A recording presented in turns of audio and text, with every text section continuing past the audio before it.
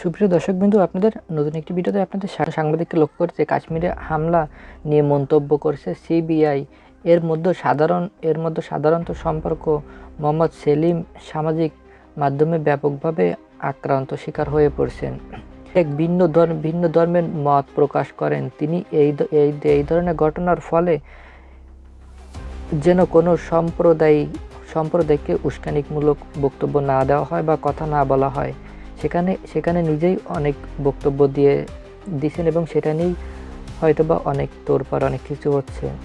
কিন্তু এই ব্যক্তির পর সোশ্যাল মিডিয়ায়, বিশেষ করে ফেসবুকে তাকে এবং তার দলের প্রচণ্ড সমালোচনার মুখে পড়ছে। এর কোনো সত্যতা ঘটনা পাওয়া যায়নি। তারা সব ধর্মের মানুষের জন্য রাজনীতি করেন এবং ধর্মের রাজনীতিকে হাতিয়ার বানাতে চান না। যদিও সন্দেহজনকভাবে হামলাকারী পাকিস্তানি জঙ্গি গোষ্ঠী বলা হচ্ছে এবং সেটা জানা গেছে। স্পষ্ট ভারতের বর্তমান শাসক দলের প্রায় এই জাতীয়তার ইস্যু হয়ে দাঁড়িয়েছেন। সম্প্রতি উত্তেজনা ছড়িয়ে ব্যবহার করে এবং বাকি চুপি ব্যবহার করা হয় এবং এটিকে সশস্ত্র বানিয়ে ব্যবহার করা হচ্ছে। মোহাম্মদ সেলিম বলেন যারা সমাজতন্ত্রকে রাজনৈতিক হিসেবে বিশ্বাস করে আর তারা চুপ করে থাকতে পারে না। তিনি ব্যক্তিগত মত দিয়েছেন যাতে সতর্ক করা হয় কেউ যেন এই ঘটনায় সম্প্রদায় এবং বিভাজন হিসেবে না ব্যবহার করা হয়। সিবিআই মাধ্যমে প্রচারিত পরে বিভাগে একটি ফেসবুক পোস্টে বলেন, কাশ্মীরে 370 ধারা জারি করা হয়েছে। কেন্দ্রীয় সরকার এই সন্ত্রাসীদের আরও উস্কিয়ে দিচ্ছেন। এই সময় অনেক আন্দোলন করছে, এতে অশান্তি আরও বেশি করে বাড়ছে। সিবিআই এর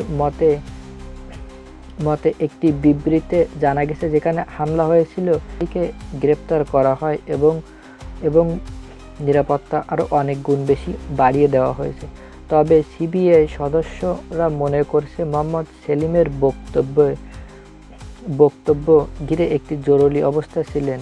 যেমন দক্ষিণ কলকাতার সিবিআইয়ের মাধ্যমে কৌশিক রায় বলেন, বামপন্থী রাজনৈতিক দলের বিভিন্ন কথা বলতে হয়। আমরা বারবার মূলধারায় মেনে নিই, কিন্তু এখন আর আমাদের বিকল্প কিছু করতে হবে। এখানে বিভাজনের মূল রাজনৈতিক মাধ্যমে মোহাম্মদ সেলিমের সতর্ক বার্তা দিয়েছেন, তাকে জনগণের সম্প্রদায়ের সাথে সতর্ক থাকতে বলা হয়েছে। বন্ধুরা, আমাদের এই চ্যানেলে সবসময় এমন নিত্য নতুন লেটেস্ট নিউজ ভিডিওগুলো আপলোড করা হয়। আপনাদের যদি চ্যানেলটি ভালো লাগে তাহলে অবশ্যই চ্যানেলটি সাবস্ক্রাইব করে পাশে থাকবেন। আপনাদের বন্ধুদের মাঝে অবশ্যই ভিডিওটি শেয়ার করে দিবেন। দেখা হচ্ছে পরবর্তী একটা ভিডিওতে। তত সময়ের জন্য ভালো থাকুন, সুস্থ থাকুন।